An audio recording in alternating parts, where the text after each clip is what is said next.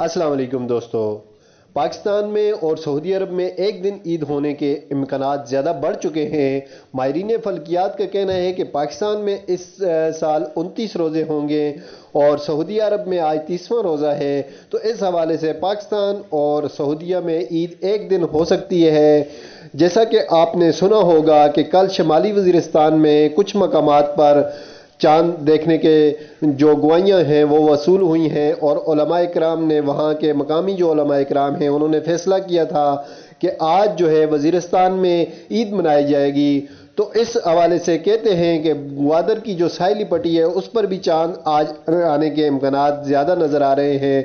रूरत हिलाल का इजलास कुछ ही देर में शुरू होने वाला है, उस हवाले से भी अपडेट करेंगे। लेकिन माहिरीन फल्कियात का कहना है कि पाकिस्तान और सऊदी अरब में ईद एक दिन यानी कि बरोज़ जमरात मुमकिन है।